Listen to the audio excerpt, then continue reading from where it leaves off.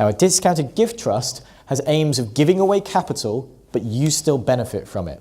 And you still benefit from it because you receive an income. So how does that work? Well, Mr. and Mrs. Jones make a gift of money. Now, it has to be money. You can't put property or anything like that into these types of trusts.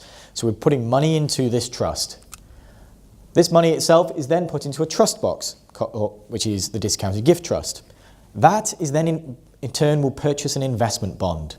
And the bond will then give us the growth that we need to pay the income. Now, it's called a discounted gift trust for a reason. I'll get to you in a moment what the discount means. But on day one, an amount will fall outside of your estate. Then after the remaining 7 years, the rest of it will come out of your estate. And after 7 years, you've saved 40% tax on anything that you put into it. And you get to take an income from it for the rest of your life. So for every £100,000, after 7 years, you've saved £40,000 on tax. And at the same time received an income. So let's refresh how that works. We invest it into a trust, which then purchases an investment bond.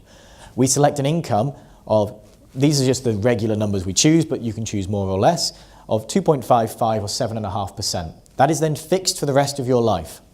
We place the bond into the discounted gift trust. The discount is established, and I'll tell you about that on the next slide. The trust fund itself is then divided into two parts. Your fund, which is the part that comes out on day one, and the beneficiaries fund. It gives you an income for life, and on death, whatever's left over will go to your beneficiaries. And if you've lived 7 years, it's all outside of your estate, including any growth on it. So what is a discount? What does that mean? Well, one of the slight negatives with this type of product is we have to go through a lengthy medical process to work out the odds on you living another 7 years. I know that sounds rather morbid, but that's what it's doing. But Mr. Jones is age 70, he's in good health, he's decided to take 5% withdrawals. So on day one, £45,883 falls outside of his estate, and that's the discount. So if he passed away on day two, he's actually reduced his estate by £45,000. So what does that mean? Well, that means that he's actually helped lower the tax that is going to be paid on his estate, even if he was to pass away the second day. The remaining £55,000 will fall outside of his estate over the next 7 years. And if he does live the full 7 years, the entire amount is outside of his estate.